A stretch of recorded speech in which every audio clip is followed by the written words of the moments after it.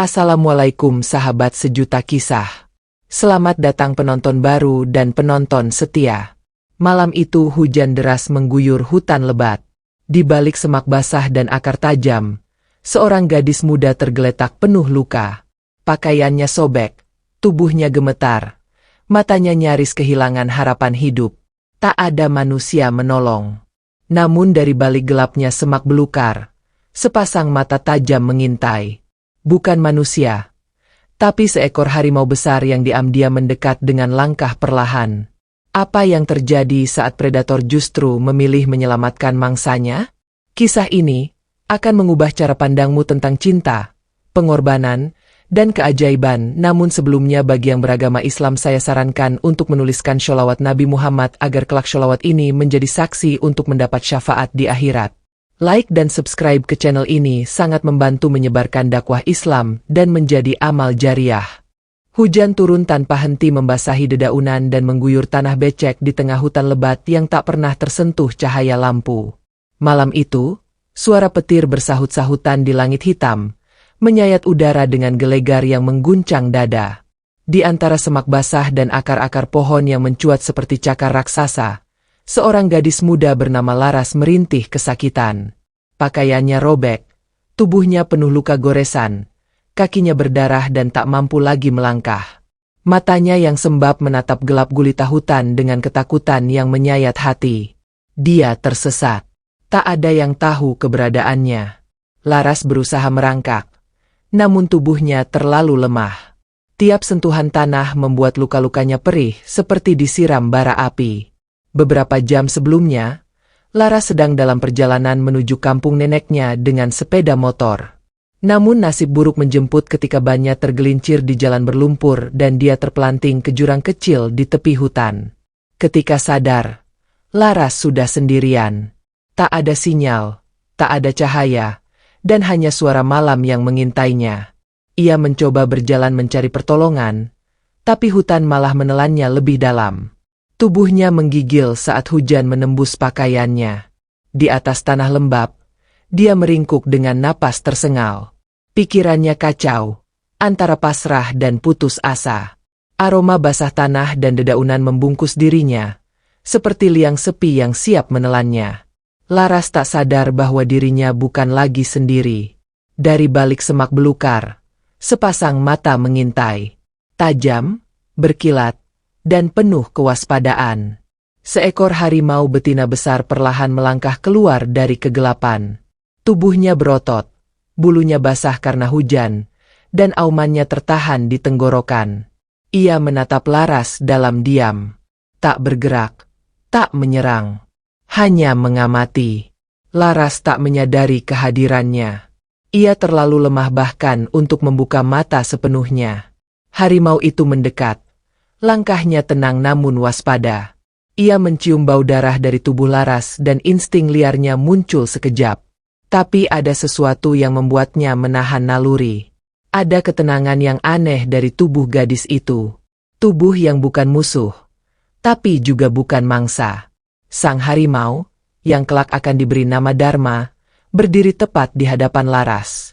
Sejenak ia membungkuk, lalu dengan lembut menjilat luka di kaki gadis itu. Laras mengerang pelan, lalu membuka mata dan melihat makhluk besar itu di depannya. Ketakutan menyergap seketika. Ia ingin berteriak, tapi tak ada suara yang keluar. Namun Dharma tidak menunjukkan taring atau cakar. Ia malah memiringkan kepala dan duduk di samping Laras, seperti sedang menjaga. Hujan masih turun. Malam masih pekat.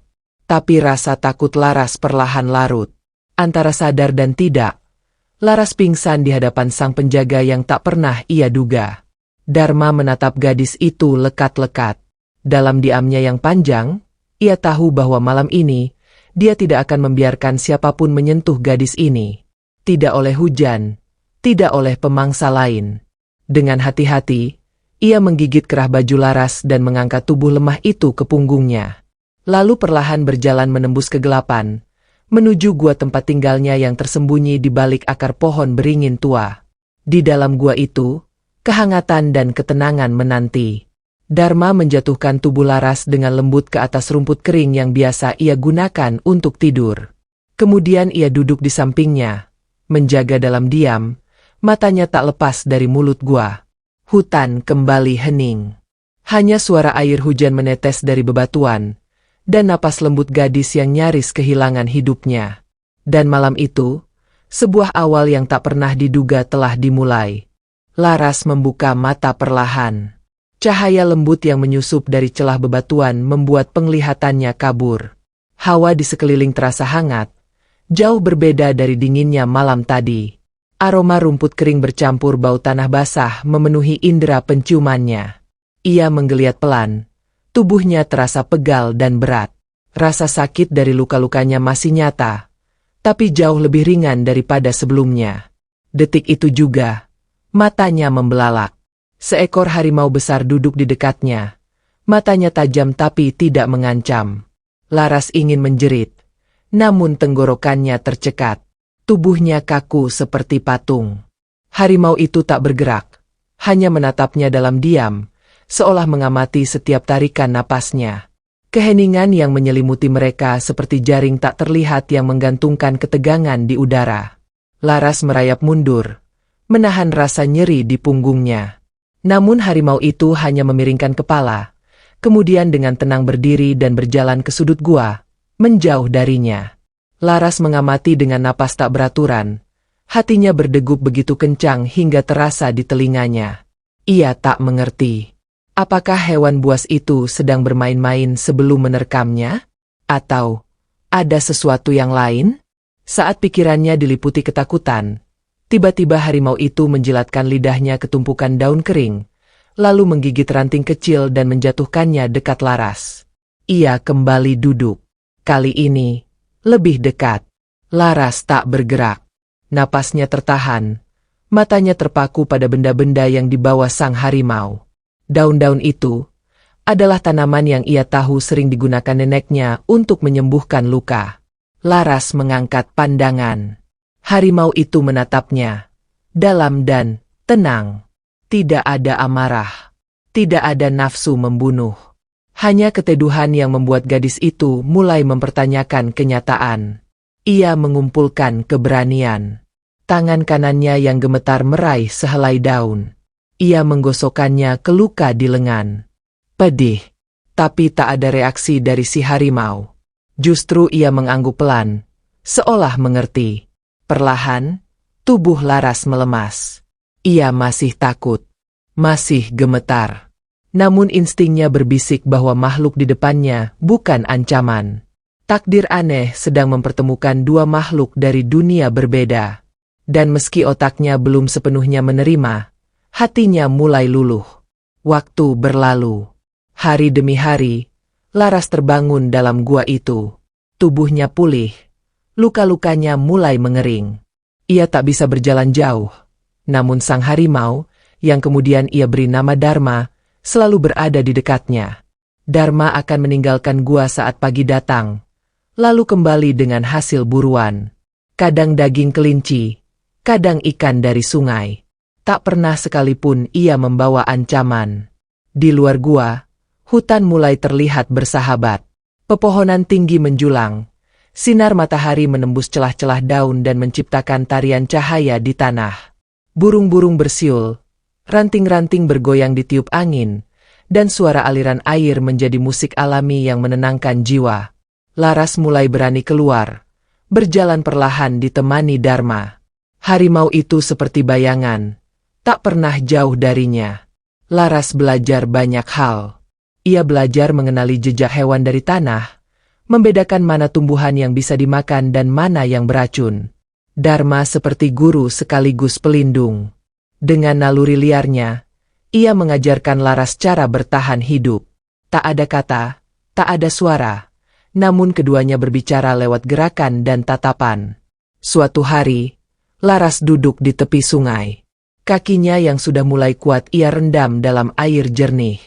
Ia menatap pantulan wajahnya, pucat namun perlahan pulih. Di belakangnya, Dharma berbaring tenang di bawah naungan pohon besar. Laras menoleh dan tersenyum kecil.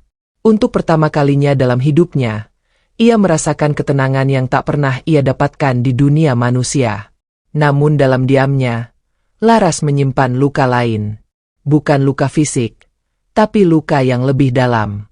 Ia belum siap kembali. Belum siap menghadapi dunia yang telah membuangnya. Di balik matanya yang teduh, ada trauma yang belum sembuh. Dan Dharma, entah bagaimana, mengerti itu. Ia tak pernah memaksa Laras keluar dari hutan. Seolah tahu bahwa waktu akan menyembuhkan dengan caranya sendiri. Pada malam ketujuh, Laras terbangun oleh suara gemerisik di luar gua. Dharma berdiri sigap, tubuhnya tegap, mata menyala dalam kegelapan. Laras mendekat, tubuhnya masih lemas. Mereka berdua menatap keluar gua. Dari kejauhan, suara langkah kaki terdengar pelan, berat, dan tidak berasal dari satu makhluk saja. Sekelompok hewan mendekat. Dalam gelap itu, muncul bayangan. Serigala. 1, 2, lalu 3. Mereka melangkah dengan mata merah menyala. Air liur menetes dari mulut. Laras mundur. Tubuhnya bergetar. Dharma mengaum rendah, memperingatkan. Tapi para serigala tidak mundur. Mereka terus mendekat. Laras mencengkeram batu kecil, siap berjuang jika dibutuhkan. Namun Dharma melangkah maju, berdiri di mulut gua, dan mengeluarkan auman keras yang mengguncang bumi. Para serigala berhenti. Namun ketegangan di udara semakin pekat. Salah satu serigala melangkah maju, mengendus tanah. Lalu, tanpa aba-aba, kawanan itu menerjang. Pertarungan pecah. Suara cakar, gigi, dan raungan memenuhi malam. Laras berteriak, namun tubuhnya tak bisa bergerak. Ia hanya bisa menyaksikan saat Dharma bertarung mati-matian melindunginya. Dharma menerjang, menggigit, mencakar, meski jumlah serigala jauh lebih banyak. Darah mengalir. Laras melihat luka di tubuh Dharma, namun sang harimau tak gentar. Satu demi satu serigala roboh. Sisanya melarikan diri dalam gelap. Usai pertarungan, Dharma berdiri terhuyung, napasnya berat. Laras berlari menghampiri, air mata menetes dari matanya. Ia tak bisa berkata-kata, hanya memeluk leher Dharma yang penuh luka. Harimau itu duduk, dan menjilat kepala Laras dengan lembut. Malam itu, tanpa kata, Laras tahu Dharma bukan hanya penyelamatnya. Dia adalah rumah. Fajar datang perlahan, menyingkap kabut yang menyelimuti hutan dan menebar cahaya keemasan di antara pepohonan. Sinar matahari pagi menembus celah dedaunan dan jatuh lembut ke wajah Laras yang masih duduk bersandar pada tubuh Dharma. Harimau itu tertidur dengan luka di sekujur tubuhnya, namun napasnya masih kuat. Laras mengusap bulunya dengan pelan, penuh syukur dan haru. Satu hal pasti dalam hati gadis itu, ia tidak bisa terus tinggal di gua. Luka Dharma harus dirawat, dan mereka butuh tempat yang lebih aman dari ancaman malam. Setelah membersihkan darah dari tubuh sahabatnya dengan air sungai, Laras memutuskan membawa Dharma pergi dari gua itu. Tidak jauh dari sana, ia ingat pernah melihat gubuk reot tersembunyi di balik rimbunan pohon waru dan rotan. Ia memapah Dharma perlahan, memberi isyarat dengan suara lembut. Meski tubuhnya terluka, Dharma mengerti.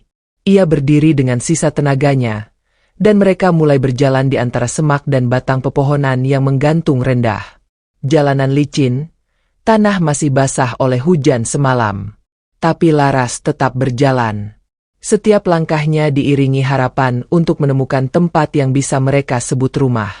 Akhirnya, di bawah pohon besar yang akarnya mencengkeram bumi seperti tangan raksasa, Laras melihat atap jerami tua menyembul dari sela-sela dedaunan. Sebuah gubuk kecil dengan dinding kayu yang lapuk, tertutup lumut dan dedaunan kering. Ia mendekat, membuka pintu yang hampir lepas dari engsel. Debu beterbangan. Laba-laba menjalin sarang di sudut-sudut atap. Tapi, tempat itu cukup kokoh. Laras menatap Dharma dan tersenyum pelan. "Ini rumah kita sekarang," bisiknya, walau ia tahu tak akan dijawab dengan kata-kata.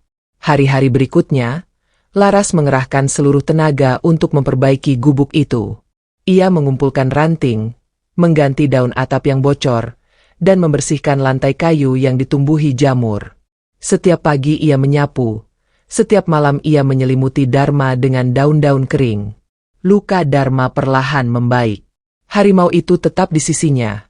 Bahkan saat Laras mencari buah di pinggir hutan atau air di sungai kecil yang mengalir di belakang gubuk, ia mulai mengenal ritme hutan. Pagi diisi suara burung dan aroma tanah basah. Siang hari membawa cahaya hangat dan angin lembut. Malam tiba dengan bintang-bintang yang seolah lebih dekat dari langit desa. Disinilah Laras merasa utuh. Tidak ada keramaian kota. Tidak ada tatapan sinis. Tidak ada manusia yang menolak keberadaannya. Suatu sore, saat Laras mengumpulkan buah hutan, Dharma duduk di batu besar mengawasinya. Ketika ia kembali membawa keranjang rotan yang ia temukan di balik semak, Dharma membantu dengan mendorong tumpukan kayu ke bawah gubuk. Mereka bekerja seperti sepasang sahabat yang saling mengerti tanpa kata. Laras mulai bicara pada Dharma seolah ia manusia. Menceritakan rasa rindunya pada ibunya yang telah lama wafat. Kisah masa kecil yang sunyi. Bahkan tentang luka hati yang belum sembuh. Dharma mendengarkan. Matanya tak berkedip. Kepalanya sesekali miring seolah menyerap tiap cerita. Kalau Allah beri kesempatan kedua, bisik Laras suatu malam sambil menatap langit. Aku ingin tetap di sini bersamamu. Di depan gubuk itu, mereka duduk berdua. Laras menggenggam ranting kering, mencoret tanah, membuat gambar rumah impiannya. Sementara Dharma melengkungkan tubuhnya di dekat api unggun kecil. Cahaya api memantul di mata mereka. Malam terasa damai, seperti pelukan yang menenangkan jiwa. Namun kedamaian itu tidak bertahan lama. Di tengah malam yang sunyi, Dharma tiba-tiba berdiri. Tubuhnya kaku, telinganya tegak. Ekornya bergerak cepat. Laras yang setengah tertidur langsung terbangun. Apa itu? Bisiknya. Gugup. Dari balik bayangan pohon, muncul sosok melata yang panjang, berkilat di bawah cahaya bulan. Ular besar. Tubuhnya melingkar dan suaranya mendesis tajam. Matanya menatap lurus ke arah Laras dan Dharma.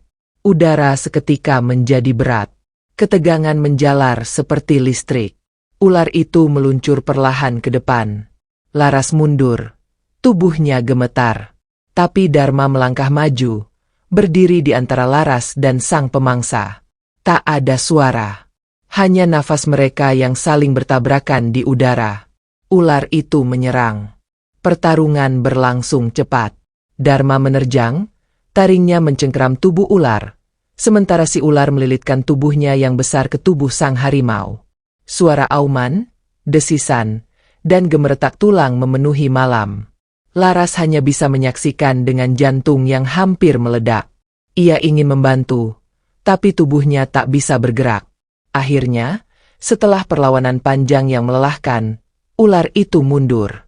Tubuhnya luka dan ia menyeret diri masuk kembali ke dalam gelapnya hutan. Dharma berdiri dengan napas tersengal. Tubuhnya luka lagi. Namun ia menoleh ke arah Laras, dan untuk pertama kalinya, terdengar suara dari mulut sang harimau. Bukan auman, bukan geraman, tapi suara dalam dan menenangkan. Kau anakku dan sahabatku. Laras terpaku. Mulutnya terbuka. Air matanya jatuh tanpa ia sadari. Kakau berbicara. Dharma menunduk, menggosokkan kepalanya ke dada Laras. Dalam momen itu, tidak ada ketakutan, tidak ada logika, hanya keajaiban. Laras memeluknya erat. Di hutan yang sunyi, mereka bukan lagi gadis dan binatang, tapi dua jiwa yang menyatu oleh nasib dan kasih sayang. Dan Laras tahu hutan ini, rumah ini, dan harimau ini adalah kehidupan baru yang Allah takdirkan untuknya. Sejak malam itu, segalanya berubah. Laras tidak hanya hidup bersama Dharma, tapi kini ia memahami sesuatu yang lebih dalam. Setiap lirikan mata Dharma kini terasa seperti bahasa yang bisa ia mengerti. Setiap gerakan kecil sang harimau membawa makna, seolah keduanya terhubung lewat ikatan yang melampaui nalar manusia. Laras masih memikirkan kalimat lembut yang ia dengar dari mulut Dharma malam itu. Kalimat yang hanya terdengar sekali, tapi mengukir dalam di hati. Keesokan paginya, Laras bangun lebih awal. Sinar matahari pagi menari lembut di sela daun. Ia keluar dari gubuk dan melihat jejak kaki besar di tanah yang basah. Tapi itu bukan jejak Dharma. Bentuknya berbeda. Lebih kecil, lebih panjang. Seperti cakar serigala. Laras mengikuti jejak itu perlahan. Dadanya berdegup cepat. Jejak itu mengelilingi gubuk mereka, lalu hilang di balik semak. Laras menoleh ke arah Dharma yang duduk tenang, menghadap ke arah yang sama. Ia tidak berbicara lagi, tapi dari sorot matanya, Laras tahu mereka sedang diawasi. Sejak kejadian itu, Laras semakin waspada. Ia memperkuat pintu gubuk, menumpuk kayu di sisi dinding, dan menyiapkan tumpukan batu di dekat tempat tidur. Setiap malam, ia menyalakan api unggul lebih besar dari biasanya, berharap cahaya dan asap bisa menjauhkan pemangsa. Namun rasa aman yang pernah mereka rasakan perlahan digerogoti bayangan malam. Suara-suara asing mulai terdengar, geraman pelan di kejauhan, ranting patah tanpa sebab, dan tatapan yang terasa mengintai dari balik kegelapan. Dharma juga tak lagi tidur pulas. Ia lebih sering berjaga di depan pintu gubuk. Matanya menyala di bawah sinar bulan. Suatu malam, saat Laras duduk memandangi langit, angin membawa bau anyir yang menyengat. Bau darah. Ia berdiri pelan, berjalan ke sisi gubuk, dan melihat sesuatu yang membuat jantungnya mencelos. Seekor rusa tergolek tak bernyawa, tubuhnya tercabik, namun tak dimakan. Hanya dibunuh. Dan di atas tanah, ada jejak yang ia kenali. Serigala. Laras kembali ke dalam gubuk. Mereka kembali, bisiknya pada Dharma. Harimau itu berdiri, menggeram pelan. Napasnya teratur, namun sorot matanya tajam. Malam itu, keduanya tidak tidur. Dan benar saja, menjelang tengah malam, langit gelap tanpa bintang. Suara lolongan panjang mengoyak keheningan, menggema di antara pepohonan. Laras menggenggam tombak kayu yang ia buat dari ranting tajam. Dharma berjalan keluar gubuk, berdiri di tanah lapang yang diterangi cahaya bulan pucat. Laras mengikutinya. Bayangan bergerak dari balik semak. Satu demi satu, sosok serigala muncul. Besar, kelaparan, dan mata mereka menyala seperti bara. Laras menghitung, 7 ekor. Jumlah yang jauh lebih banyak dari pertempuran mereka sebelumnya. Ia menoleh pada Dharma. Harimau itu tidak bergeming. Para serigala melangkah mendekat. Laras mundur pelan, siap bertarung. Namun Dharma mengaum. Suara itu memecah malam, menghentak jantung. Serigala-serigala itu berhenti, lalu mengeram serentak. Dan seperti angin topan, pertempuran dimulai. Dharma menerjang dengan kekuatan luar biasa, menerkam serigala pertama dan menghempaskannya ke tanah. Laras menangkis gigitan dari sisi kanan dengan tombaknya. Tubuhnya gemetar, namun tangannya tak goyah. Darah mulai membasahi tanah. Satu serigala mencoba menggigit kaki Laras, namun Dharma menyambar dan melemparkannya sejauh 5 meter. Semua bergerak cepat. Suara teriakan, auman, dan jeritan saling bersahut. Tanah menjadi panggung pertumpahan darah. Laras merasakan cakaran di lengan, tapi ia tetap berdiri. Dharma mulai kelelahan, tubuhnya kembali luka. Darah mengalir dari pundaknya. Namun ia tak berhenti. Satu persatu serigala mulai mundur. 2 di antaranya mati. Sisanya terseret ke balik kegelapan, menghilang dengan erangan. Laras dan Dharma berdiri terengah, tubuh penuh luka, namun mata mereka masih menyala. Malam itu dimenangkan, tapi dengan harga yang mahal. Laras membantu membersihkan luka Dharma dengan dedaunan obat. Ia memeluk tubuh besar itu, menangis dalam diam. Dharma hanya memejamkan mata, tubuhnya lemas.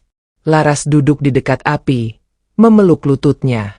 Ia merasa dunia sedang memperingatkannya. bahwa kedamaian tidak bisa direngkuh tanpa ujian. Pagi harinya, kabut menggantung berat. Laras duduk di tepi sungai, membersihkan darah dari bajunya. Air mengalir tenang, seolah tak tahu apa yang terjadi malam tadi. Di kejauhan, ia melihat jejak serigala menjauh. Tapi ia tahu, itu belum akhir. Dharma tidak banyak bergerak hari itu. Tubuhnya demam. Laras merawatnya dengan segala kemampuan yang ia punya. Ia menghangatkan tubuhnya dengan selimut daun, mengoleskan getah pohon ke luka dalam, dan menyuapinya dengan air. Di malam hari, Laras menggenggam kepala Dharma. "Jangan tinggalkan aku," bisiknya dengan suara parau. Dharma membuka mata pelan. Dalam tatapan itu, ada kekuatan dan kasih sayang. Ia menyentuhkan moncongnya ke tangan Laras, seolah berkata, "Aku tidak akan pergi. Aku janji." Namun jauh di dalam hati, Laras tahu, tubuh Dharma tidak sekuat dulu. Usia mulai menandai batas kekuatannya, dan ancaman belum berakhir. Ia menatap langit malam yang kembali terang oleh bulan, lalu menoleh ke arah dalam hutan. Jauh di sana, di balik gelapnya pepohonan, mungkin ada sesuatu yang menanti. Sesuatu yang lebih besar, lebih gelap, dan lebih berbahaya. Dan Laras mulai sadar, ia harus siap menghadapi semuanya. Bukan sebagai gadis yang dulu tersesat, tapi sebagai penjaga harimau dan pewaris keajaiban hutan yang telah menyelamatkan hidupnya. Fajar menyingsing dengan perlahan, membawa angin yang dingin dan aroma lembab dari dedaunan basah. Langit belum sepenuhnya biru. Kabut tipis masih menari di atas permukaan tanah, membalut hutan dalam nuansa yang sepi dan dingin. Laras duduk bersandar pada dinding gubuk, matanya sembab karena semalaman tak tidur. Dharma, sang harimau yang telah menjadi segalanya bagi dirinya, terbaring lemah tak jauh darinya. Sisa-sisa pertempuran malam itu masih terlihat jelas di sekeliling. Darah mengering di rerumputan. Tanah yang terinjak paksa penuh jejak kaki serigala dan cakaran. Di sisi lain, luka-luka di tubuh Dharma masih segar. Laras telah mencoba segala yang ia tahu, mulai dari ramuan tumbuhan hutan hingga membalut luka dengan kulit pohon. Namun tubuh Dharma tidak lagi sekuat dulu. Harimau itu tidak mengeluh. Bahkan ketika rasa sakit menggerogoti tubuhnya, Dharma tetap menatap Laras dengan tatapan yang lembut, seolah hendak mengatakan bahwa semua akan baik-baik saja. Namun Laras tahu, jauh di lubuk hatinya, ada kecemasan yang tumbuh liar. Kecemasan akan kehilangan yang tak bisa dihentikan. Siang itu, Laras duduk di samping tubuh Dharma, memegangi kaki depannya yang besar. Ia menyandarkan kepalanya di sana, dan mengalirkan cerita demi cerita tentang masa kecilnya, tentang ibunya, tentang semua ketakutan yang selama ini ia simpan. Dharma hanya mendengar dalam diam. Kadang matanya berkedip perlahan, kadang ekornya bergerak kecil. Laras tahu, sahabatnya masih mendengarkan. 3 hari berlalu sejak pertempuran itu. Selama itu pula Laras tak meninggalkan sisi Dharma. Ia tak lagi mencari makanan jauh dari gubuk, hanya mengandalkan buah-buahan di sekitar dan air sungai yang masih mengalir jernih. Tubuh Dharma semakin lemah. Nafasnya mulai berat dan pendek-pendek. Laras tak kuasa melihatnya begitu, tapi ia juga tak bisa berpaling. Pada malam keempat, Laras mendengar suara lolongan jauh dari dalam hutan. Bukan serigala. Bukan rubah. Ini suara yang asing, panjang dan bergetar dalam dada. Suara yang seperti panggilan dari dunia lain. Dharma tiba-tiba terbangun. Ia berdiri pelan, tubuhnya gemetar, tapi matanya menyala. Laras terkejut. "Dharma, kau mau kemana?" Harimau itu tidak menjawab. Ia menatap Laras lama, sangat lama, sebelum kemudian melangkah keluar dari gubuk dengan langkah pelan dan berat. Laras bangkit, menyusul di belakangnya.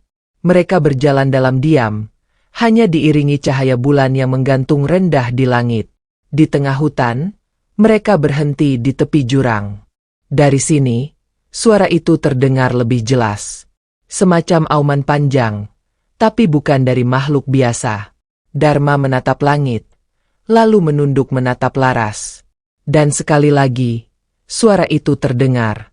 Kali ini, Laras merinding. Suara itu seperti panggilan terakhir. Dharma menyentuhkan kepalanya ke dada Laras. Tubuhnya besar, bulunya hangat. Laras menangis. Ia tak tahu mengapa, tapi hatinya merasa sesuatu akan berakhir. Dan ia belum siap. "Jangan pergi," bisik Laras sambil memeluk leher Dharma. "Aku belum siap kehilanganmu." Dharma mengangkat kepalanya. Dan untuk kedua kalinya, suara itu muncul. Dalam, pelan, tapi jelas. "Kau tidak akan kehilanganku, selama kenangan itu hidup dalam hatimu, aku akan tetap di sana." Laras terisak. Ia berlutut, memeluk tubuh Dharma seerat mungkin. Air matanya membasahi bulu sang harimau. Malam terasa panjang. Angin berhenti bertiup. Pepohonan seolah diam tak bersuara.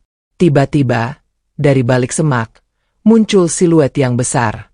Seekor harimau lain. Lebih besar. Bulunya putih bersinar dalam cahaya bulan. Laras terpaku. Matanya membelalak. Harimau itu melangkah mendekat. Perlahan, tenang, seolah datang dari dunia lain. Dharma berbalik. Mereka saling menatap. Laras ingin mencegah, ingin menarik Dharma kembali ke gubuk, ke rumah mereka. Tapi tubuhnya tak mampu bergerak. Dharma melangkah mendekati harimau putih itu. Sebelum menghilang ke balik bayangan pepohonan, ia menoleh sekali lagi, menatap Laras. Dan dalam sekejap, ia menghilang. Laras berlari, memanggil namanya, berteriak di tengah malam, namun hanya gemas suaranya yang menjawab. Di tempat Dharma berdiri sebelumnya, hanya tersisa jejak kaki dan embun yang mengendap. Laras terdiam. Dunia di sekelilingnya sunyi. Dan dalam hening itulah, ia menyadari sahabatnya telah memilih pergi. Keesokan harinya, Laras kembali ke gubuk sendirian.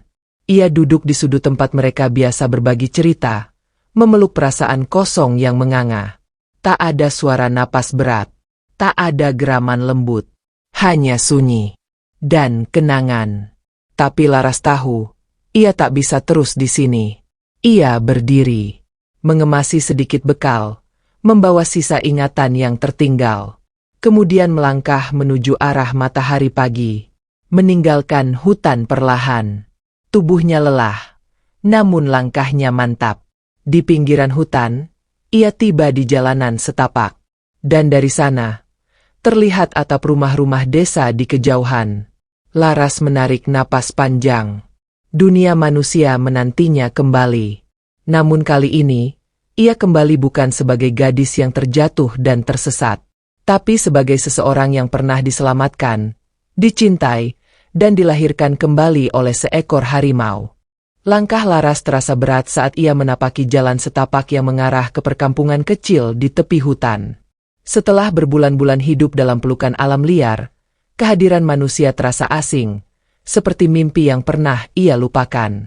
Rambutnya acak-acakan, bajunya robek dan bernoda tanah, namun matanya menyimpan cahaya kehidupan baru. Cahaya yang tidak lagi takut, tapi tenang. Dalam. Dari kejauhan, beberapa warga desa menghentikan langkah. Mata mereka terbelalak melihat sosok Laras yang muncul tiba-tiba dari balik semak. Anak-anak bersembunyi di balik kaki ibu mereka, sementara beberapa pria dewasa memandang dengan waspada. Laras berhenti. Ia berdiri di tengah jalan, tanpa berkata apa-apa. Hanya tatapannya yang jujur. Seorang lelaki tua dengan tongkat kayu melangkah pelan ke arahnya. Kulitnya keriput, rambutnya memutih, namun sorot matanya teduh. Ia mendekati Laras, menatap dari kepala hingga kaki, lalu berkata pelan, "Siapa namamu, nak?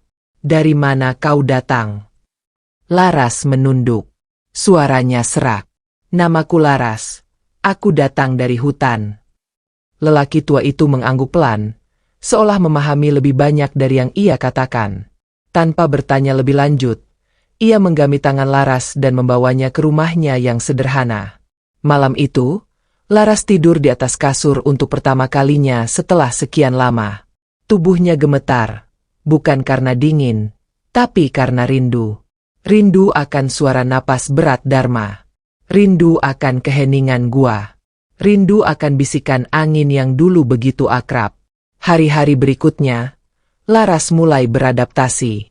Ia membantu warga desa menanam di ladang, mengambil air dari sumur, dan membersihkan halaman masjid kecil yang berdiri di tengah perkampungan.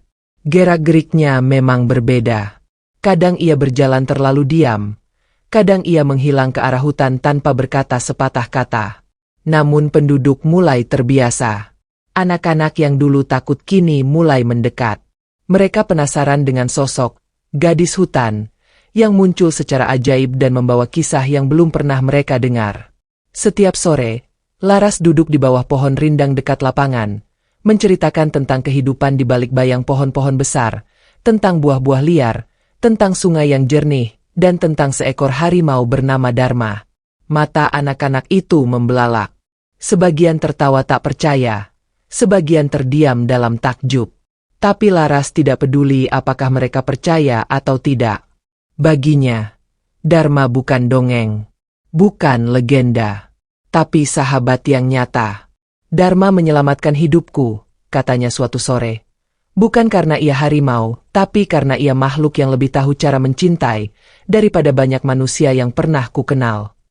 Kata-kata itu menggema lama di hati penduduk desa. Mereka yang dulunya takut kini mulai membuka mata. Beberapa dari mereka mulai menjaga kebun agar tidak merusak hutan. Anak-anak diajak menanam pohon. Ibu-ibu mulai menyiapkan jamu dari tanaman liar yang Laras kenalkan. Desa itu berubah. Perlahan. Tapi pasti. Suatu malam, Laras bermimpi. Ia berjalan di tengah hutan. Suara dedaunan basah di bawah kakinya seperti alunan musik. Angin membisikkan namanya. Dan dari balik pohon besar, Dharma muncul. Tubuhnya gagah. Bulunya bersinar di bawah cahaya bulan.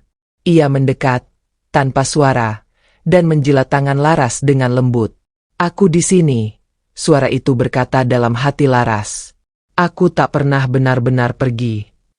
Saat Laras terbangun, air matanya membasahi pipi. Namun kali ini, ia tidak merasa kehilangan. Ia merasa ditemani. Pagi itu, Laras berdiri di tengah lapangan desa. Para penduduk berkumpul.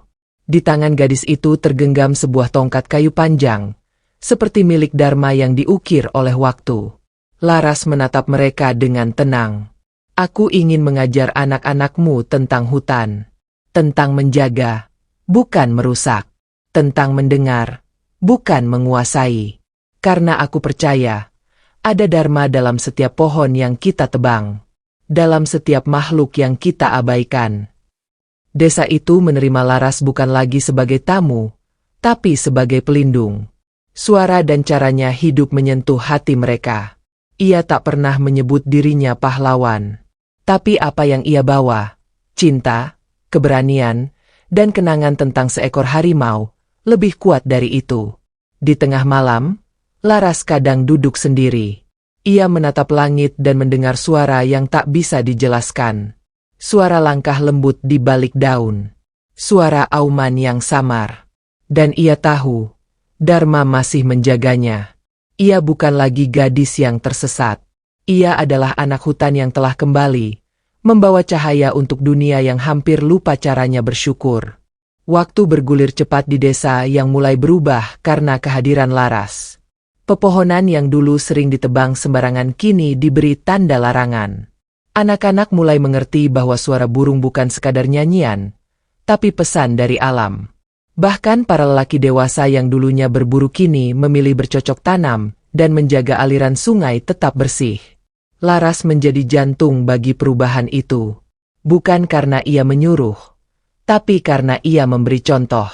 Setiap pagi ia bangun lebih awal, berjalan ke tepian hutan dengan tenang, membawa anak-anak yang ingin belajar. Ia mengajarkan mereka tentang daun yang bisa mengobati, tentang jejak kaki binatang, dan tentang kapan hutan marah. Sebuah cara untuk menyadarkan bahwa alam bukan benda mati, tapi makhluk hidup yang bisa merasa. Di malam hari, ia duduk di bawah pohon tua di ujung desa, menatap bintang-bintang yang berkelip di langit. Setiap bintang ia anggap sebagai mata Dharma, yang kini menjelma jadi cahaya penjaga dari kejauhan. Ia sering mendongeng pada anak-anak yang berkumpul di sekeliling, mengisahkan kisah nyata tentang seekor harimau yang merawat seorang gadis seperti anaknya sendiri.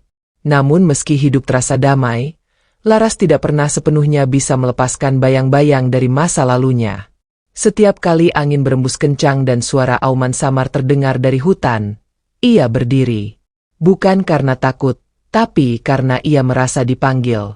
Hingga suatu malam yang dingin dan sunyi, saat langit memerah oleh cahaya petir jauh di ujung gunung, Laras bermimpi aneh. Dalam mimpinya, ia kembali ke gua tempat pertama kali ia bertemu Dharma. Gua itu kini kosong. Namun di tengahnya, terdapat bunga putih yang bercahaya lemah.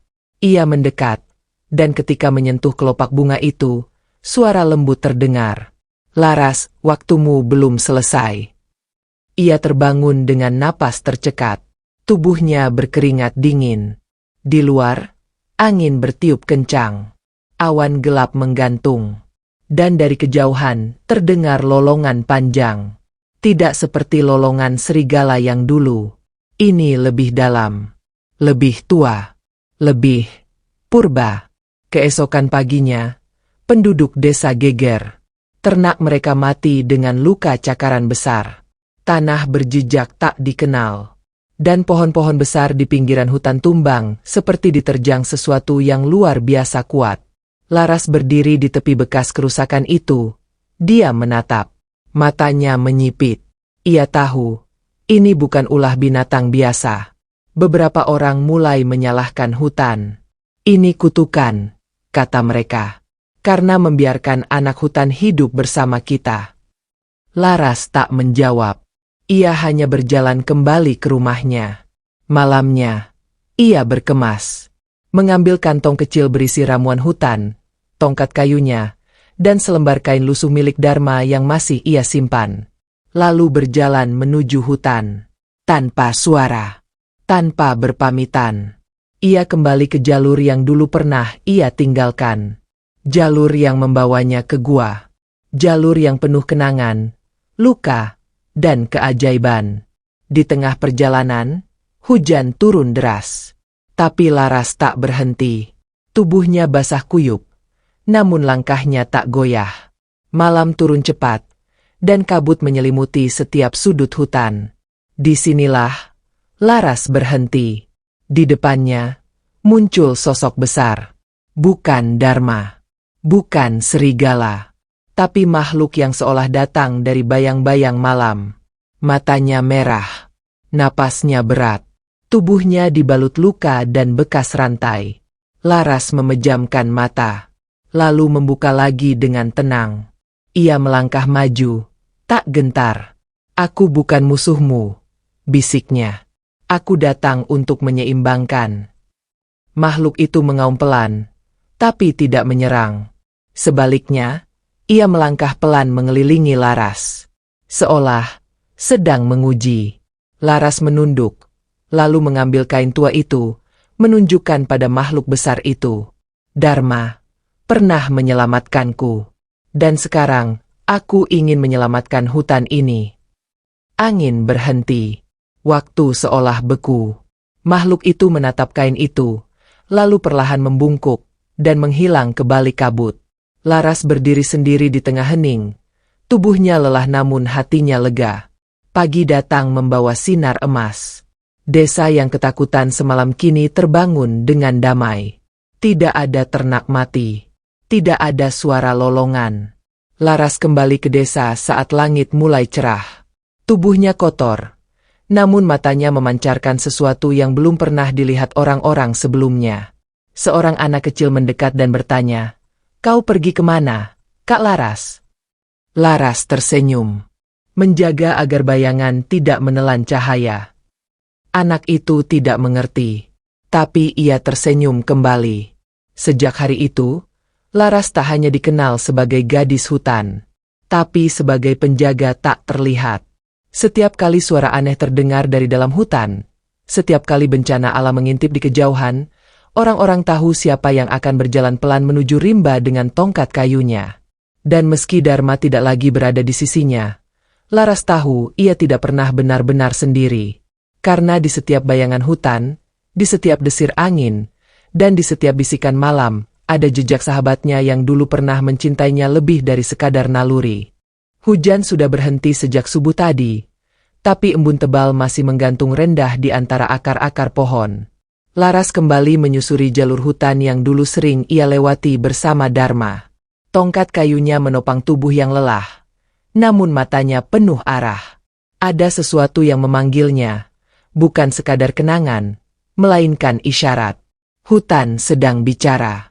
Dan kali ini, ia harus benar-benar mendengarkan. Ia sampai di sebuah bukit kecil, ditumbuhi tanaman merambat dan bunga liar yang belum pernah ia lihat sebelumnya. Burung-burung diam. Angin tidak berdesir. Dan waktu terasa berjalan sangat pelan. Laras berdiri di tengah bukit itu dan menutup mata. Napasnya tenang. Tiba-tiba, sekelebat bayangan melintas di balik semak. Laras berjongkok. Tangan kirinya menyentuh tanah, lalu mengangkat telapak itu, basah. Tapi bukan karena air, melainkan darah. Darah segar. Detik itu juga, ia mendengar suara lirih. Bukan auman, bukan lolongan, tapi semacam keluhan. Ia mengikuti arah suara, langkah demi langkah, melewati belukar tajam yang menggores kulit. Di balik batu besar, ia menemukannya. Seekor anak harimau. Badannya kecil, kurus, dan terluka di bagian bahu. Matanya yang masih jernih menatap Laras dengan penuh rasa takut. Di sampingnya, tubuh seekor induk harimau terbujur kaku. Darah mengalir dari luka di leher. Laras mendekat perlahan. Anak harimau itu menggeram pelan, namun tak bergerak. Ia terlalu lemah untuk lari. Laras duduk, membuka kantong kain kecilnya, dan mengeluarkan ramuan dari daun sirih dan akar pohon pakis. Ia mulai membersihkan luka itu. "Kamu tidak sendiri," bisiknya. "Aku tahu rasanya ditinggal, tapi kamu akan baik-baik saja." Ia tinggal bersama anak harimau itu di sana selama 2 malam. Memberi makan buah yang dihancurkan, dan sesekali daging buruan yang ia keringkan. Si kecil mulai membalas tatapan Laras dengan lebih tenang. Tubuhnya mulai kuat, bahkan mulai mengeong pelan saat lapar. Laras memberinya nama Rasi, karena bintik-bintik di bulunya seperti bintang kecil di malam sunyi. Saat Rasi mulai bisa berjalan, Laras membawa pulang makhluk mungil itu ke desa. Penduduk desa gempar. Beberapa ketakutan, beberapa terpesona. Tapi Laras tidak gentar. Ia yatim. Seperti aku dulu. Dan seperti aku, dia pantas diberi tempat.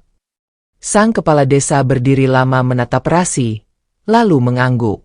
Kalau ia anak hutan, maka hutan adalah bagian dari kita. Hari-hari berikutnya, Rasi tumbuh dengan cepat.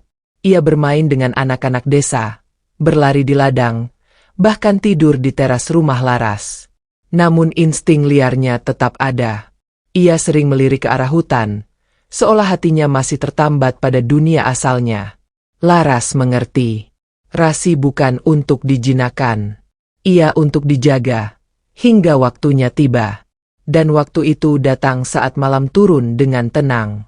Laras duduk di bawah pohon tua. Rasi meringkuk di kakinya. Tiba-tiba, angin bertiup kencang.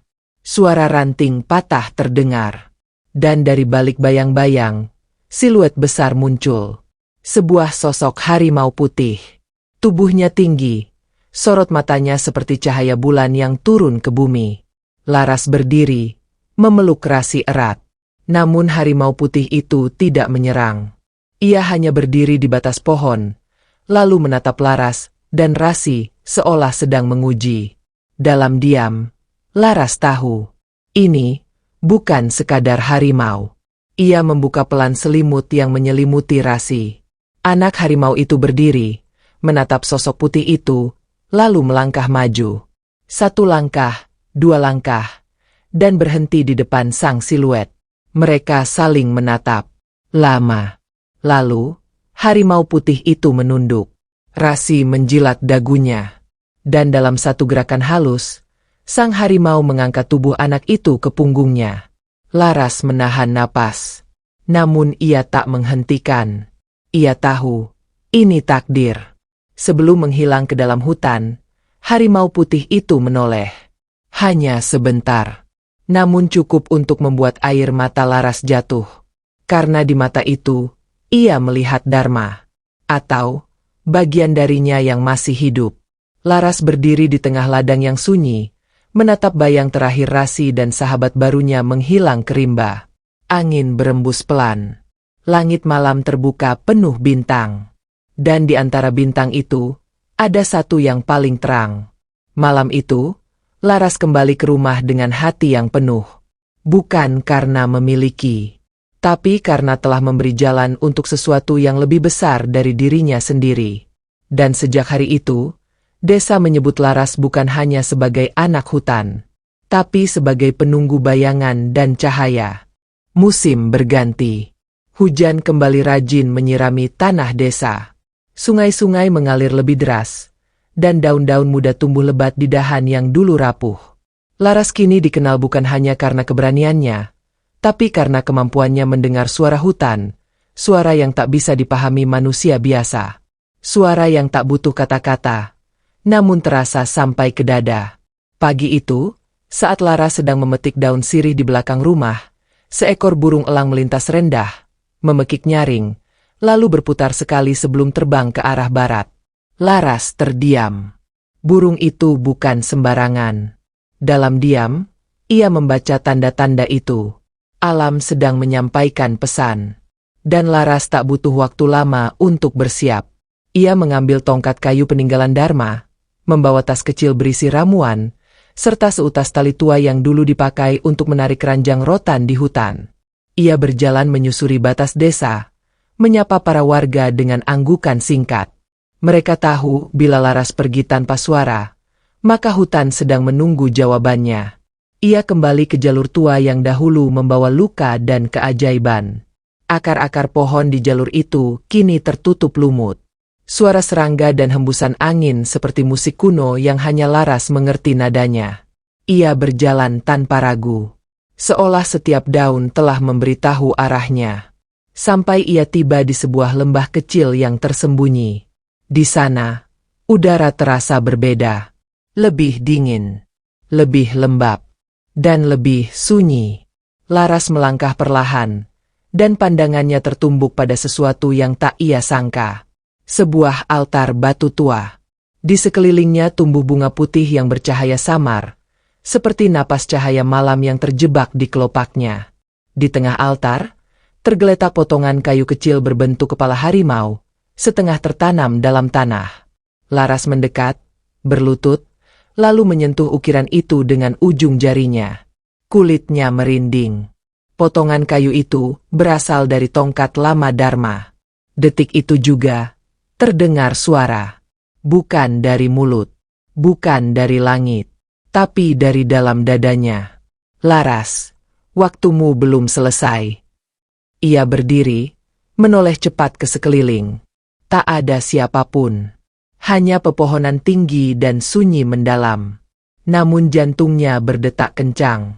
Ia menatap ke arah barat, dan seperti dipandu oleh insting yang lebih tua dari akalnya, ia berlari. Laras melewati aliran sungai sempit, menyusuri akar-akar pohon raksasa, menembus semak duri dan daun pisang liar. Tubuhnya lecet, napasnya berat, namun langkahnya tak berhenti. Sampai akhirnya ia tiba di sebuah tebing curam dengan air terjun kecil yang menyembunyikan goa di balik alirannya. Dan di dalam goa itu, ia melihatnya. Rasi, anak harimau yang ia rawat dulu, kini telah tumbuh menjadi remaja. Tubuhnya besar, bulunya mengilap, dan di sisinya berdiri harimau putih, yang sama seperti malam itu. Namun ada yang berbeda. Sorot mata Rasi tak lagi hanya menyimpan keingintahuan, tapi kebimbangan. Rasa bingung antara dua dunia, antara hutan dan manusia. Laras berdiri diam. Rasi melihatnya. Auman pelan keluar dari tenggorokannya. Ia melangkah maju. Laras mengulurkan tangan, tapi Rasi berhenti di tengah jalan. Kau bukan anak kecil lagi, Laras berbisik. Kau sudah memilih jalanmu. Harimau putih mendekat, menundukkan kepala, dan menggesekkan moncongnya ke pundak Rasi. Rasi menoleh pelan, lalu menatap Laras untuk terakhir kalinya, dan berbalik. Laras tidak mengejar. Ia hanya tersenyum. Senyum yang pahit, namun penuh penerimaan. Saat malam tiba, ia kembali ke desa. Namun penduduk menunggu di jalan masuk, membawa kabar yang membuat langkahnya terhenti. Laras, ada sesuatu di rumahmu. Ia berlari, dan di depan rumah kecilnya, berdiri seekor rusa putih, jinak, anggun, dan memandangi Laras tanpa rasa takut. Di lehernya tergantung tali rotan yang dulu ia pakai untuk membawa Rasi. Dan di dalam tali itu, ada potongan kayu ukiran kepala harimau, yang ia temukan pagi tadi. Laras mendekat. Rusa itu tidak bergerak. Dalam sunyi malam, Laras menyentuh potongan kayu itu. Dan seketika, sebuah angin lembut bertiup dari hutan, membawa suara auman yang sangat dikenal. Dharma. Tidak nyata, tidak fisik, tapi terasa seperti pelukan dari dimensi lain. Laras menutup mata, dan tahu, ia tak pernah sendirian. Pagi itu, desa Laras diselimuti kabut lembut yang turun perlahan dari lereng bukit. Burung-burung tidak berkicau seperti biasanya. Seolah mereka tahu, hari ini berbeda. Laras duduk di bawah pohon beringin tua di pinggir desa, mengenakan kain coklat sederhana dan membawa tongkat kayunya seperti biasa. Namun matanya hari ini menyimpan sesuatu yang tak terlihat oleh orang lain, sebuah kesadaran dalam. Sebuah panggilan yang selama ini diam-diam ia ikuti. Dan kini, panggilan itu telah genap. Anak-anak desa duduk mengelilinginya, menatap penuh harap. Laras bercerita, namun tidak seperti biasanya. Kali ini, ia tak hanya menceritakan tentang Dharma atau Rasi. Ia berbicara tentang cahaya dalam gelap, tentang makna keberanian tanpa kekerasan, dan tentang cinta yang tidak memilih bentuk. Hutan itu hidup, ucap Laras pelan. Dan dalam setiap pohonnya, ada suara. Dalam setiap makhluknya, ada rahasia. Dharma mengajarkan padaku bahwa mencintai berarti menjaga, bukan memiliki. Anak-anak itu terdiam. Mereka tidak mengerti sepenuhnya, tapi mereka mendengar. Dan suara itu akan terus tumbuh di benak mereka, perlahan, hingga suatu hari, menjadi akar dari pohon yang baru. Beberapa waktu kemudian, Laras memutuskan untuk membangun sebuah pondok kecil di tengah hutan, tidak jauh dari gua tempat ia dulu diselamatkan.